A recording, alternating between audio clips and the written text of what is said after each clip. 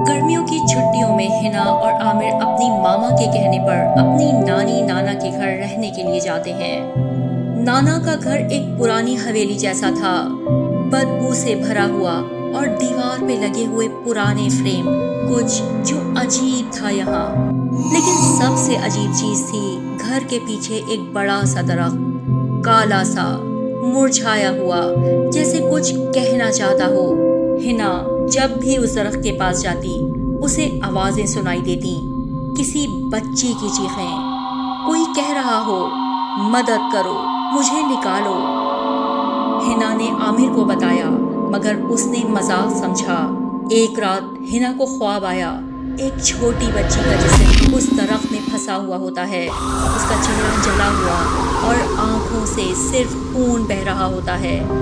एक रात हिना ने नानी से पूछा, ये दरख्त इतना अजीब क्यों है? नानी ने घबरा कर कहा, उसके पास मत जाना बेटा, वहां कभी एक बच्ची गायब हुई थी और उसका कभी पता नहीं चला। नाना ने गुस्से में कहा, वो सब पुरानी बातें हैं। लेकिन हिना को कुछ जानना था। अगले दिन हिना ने खुद जाके दरख्त के नीचे जमीन खोदना शुरू किया। आमिर ने मना किया, लेकिन वो रुकी नहीं। जमीन के अंदर उसे मिला एक पुराना खिलौना, जिसमें लिखा था, मुझे जिंदा जला दिया गया। तभी पीछे से आवाज आई, अब तू मेरी जगह लेगी।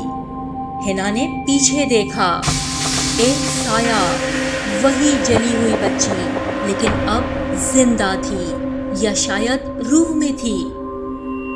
अगली रात बिजली नहीं थी और हवेली अंधेरे में डूबी हुई थी। हिना ने देखा उसके कमरे का दरवाजा खुद ब खुद खुल गया और वो दरख्त से रोशनी अंदर आ रही थी, लेकिन रोशनी लाल थी, जैसे खून की रोशनी। आमिर को जब पता चला तो वो भाग गया, लेकिन हिना चली गई उस दरख्त के पास और फिर सिर्फ एक चीख और सन्नाटा। सुबह हिना का कोई अता पता नहीं था। नाना चुप थे, नानी रो रही थी और आमिर के हाथ में था वही जला हुआ खिलौना, जिस पे अब लिखा था, एक और मेरी जगह लेगा। और दरख्त ने अपनी शाखें जमीन में गाड़ दी, जैसे किसी नए जिस्म को दबा दिया गया हो। अगर आपको ये हॉरर स्टोरी पसंद आई हो तो वीडियो को लाइक करें, चैनल को सब्सक्राइब करें और कमेंट्स में ज़रूर बताएं। फिर मिलते हैं एक नई हॉरर स्टोरी के साथ। तब तक के लिए अल्लाह हाफिज़।